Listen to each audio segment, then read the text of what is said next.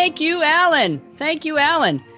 We're up to 107 participants. Do I hear 122, 123, 124? It's good that you're all here. Good afternoon. Can everybody hear me? Show of hands. Show of hands. I can see you. Part of the rules. We're going to go over some of the rules, if there is such a thing as rules in comedy. We would love to see your bright, shining, smiling faces. We'd also love to hear you. So if you feel like laughing, do it.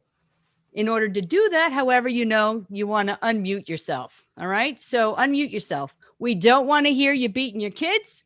We don't want to hear your dogs barking. And we certainly don't want to hear you in the bathroom. So leave the phone, the laptop behind, please. But for the rest of you, we want to hear you laugh and we want to see you having a good time. We're going to hear some clicking in and some dinging and some stuff. I don't know about you, but if we put it to music, we can dance. We can dance. This is a virtual holiday comedy party. And as Alan described, we've got some really great comedians and we're very excited to be performing for you all today. I'm going to just scroll through. I'm swiping left and right, and I'm checking you out. Usually swiping means some other things. There's a lot of you that don't show yourselves. Are you really not Zoom ready? Or you just don't want to be picked on? Because I like to see the people I'm performing to. I've got one grid full of faces, and then the rest of you are a bunch of cowards hiding behind a black box. Really? Come on, people. All right. Definitely not camera ready. All right. Well, that's all right. Oh, I forgot to mention, I don't want to hear anything other than laughing. I don't want any feedback. Unless I call on you specifically. If I say, Alan Birkin, tell me about the snow shoveling adventure. I want to hear from Alan. But if I don't call on you or call you out, we're all good. Lisa, you look completely different than your picture. I'm just calling you out on that one. Because a minute ago, I saw you look completely different than your picture. Don't we all? All right. So I want to say congratulations to all of you. You've survived.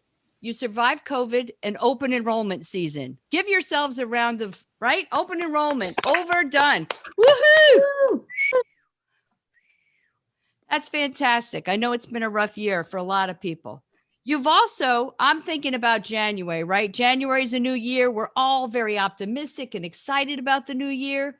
Out with the old, in with the new. That's what I say, right? January. Woohoo! Everybody needs to change out their toothbrush, right? Come January. Out with the old, in with the new. That's a little dental humor for you Delta Dental folks. Okay. I don't know. Getting on these Zoom calls, I'm noticing every day I look a little more like Albert Einstein. Every day. I'm just not as smart as him. I'm really not that bright. I went for a test the other day, and the results came back. It said that I was dense. Now, it was my mammogram, but it said I was dense nonetheless. Now, I'm afraid it's rubbing off on my kid. All right. I've got a kid that's taking all his classes in school on Zoom, right? He's an 8th grader. He failed the entire marking period, all his classes, including art and gym. How is that possible? He did it. Now, the way I look at it, I've got an extra year to save for college, maybe, or my retirement home at least. Got to find the bright side of everything, right? All right. I've loved doing these Zoom shows, and I'll tell you why. Not everybody likes them, but I like them because I'm trying to find my family. You see, I'm adopted. Anybody else adopted? Anybody? Raise your hand. Don't be shy. I'm usually not the only one nobody wanted. Really? Nobody? All right. Being adopted's not that bad. It's really not. There is, when you go to the doctor's office, for example, you can't fill out the forms. You don't know your family history. So you hand back the clipboard with the pen on the leash to the receptionist. You tell her, you take a crack at it because your guess is probably as good as mine. On the other hand, they send you for all kinds of tests long before the recommended age. So I had a mammogram. I was 5. I didn't have boobs. Then they sent me for an amniocentesis. You know, that needle in your belly? Mm. I wasn't pregnant. I was just fat.